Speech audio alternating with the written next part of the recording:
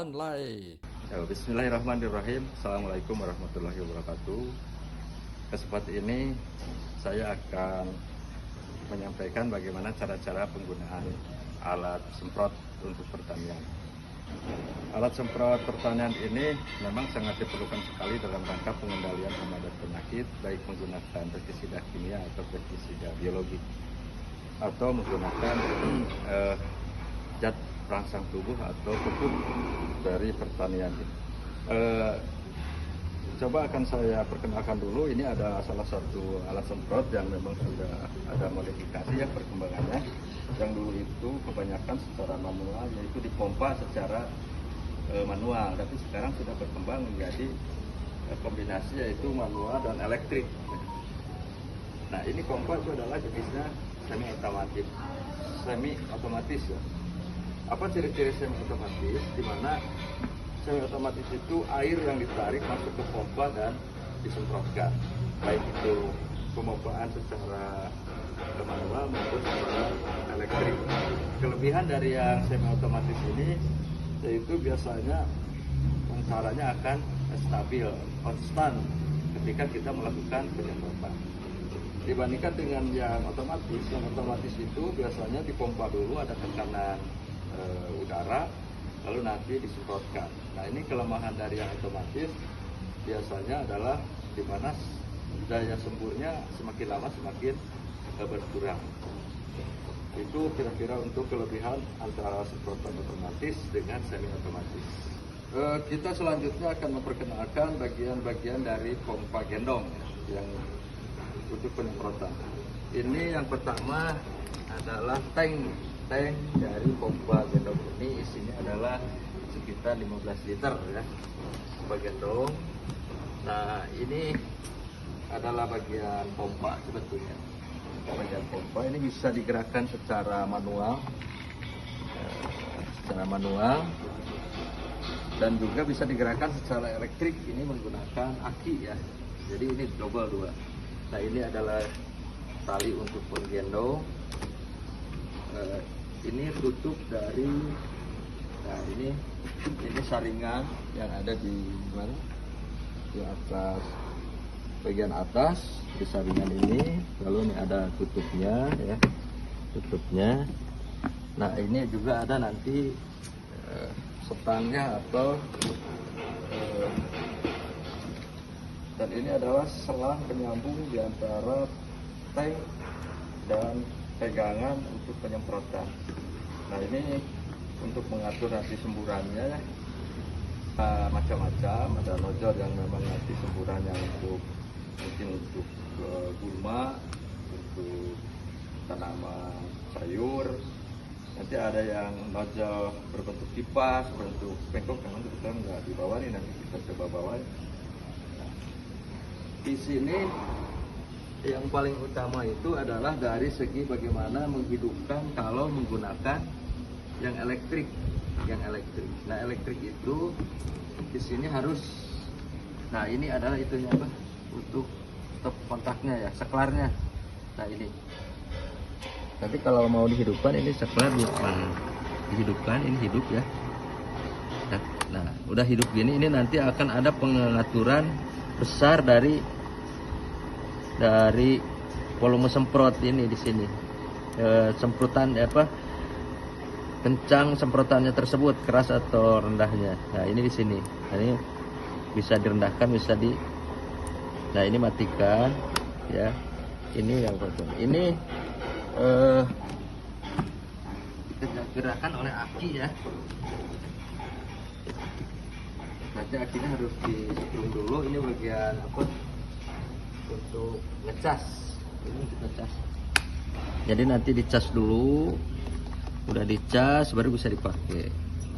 Nah, kalau nanti di lapangan casannya habis gitu, nah ini bisa menggunakan yang manual.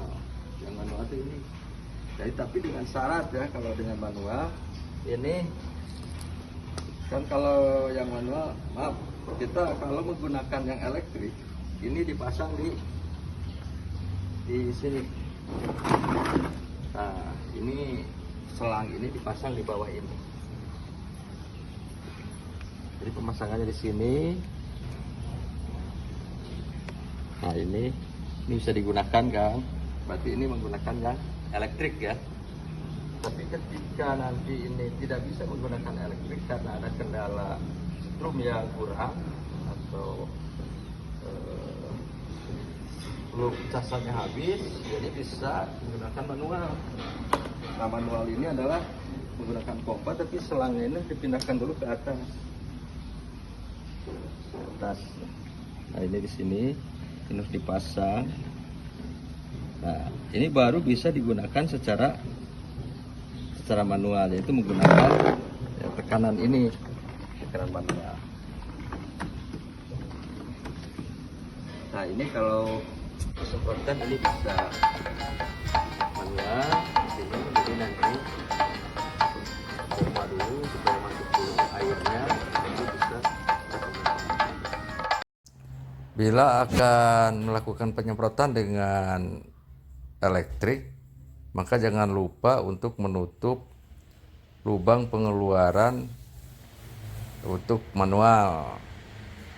Kemudian pasangkan selang yang digunakan untuk pengeluaran secara elektrik dan dikencangkan secara kuat agar tidak terjadi kebocoran untuk memaksimalkan tenaga penyemprotan.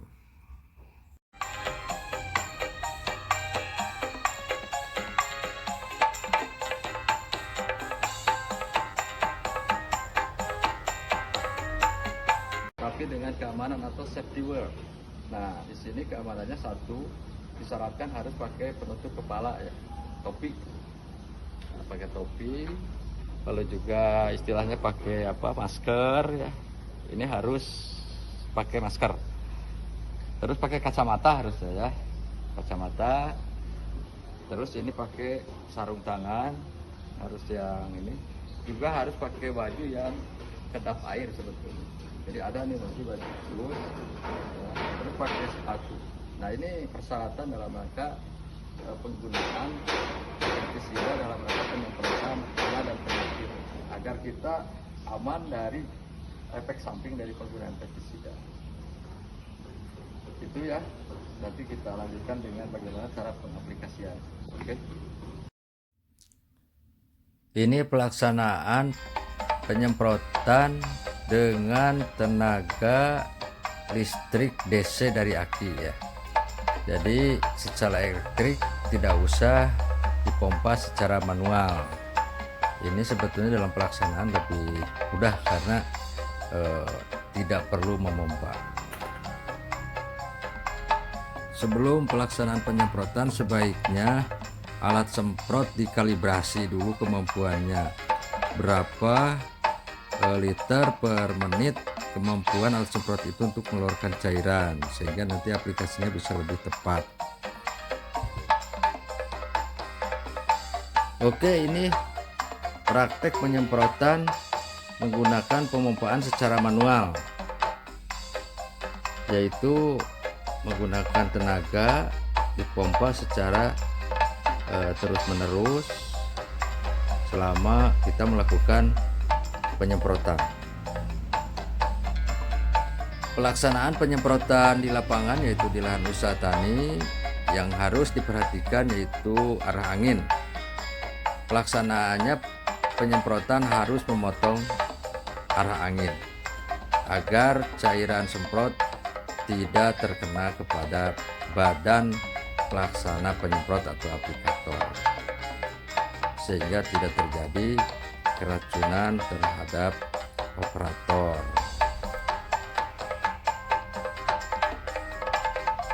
Itulah tadi cara-cara penggunaan alat semprot gendong secara baik dan benar.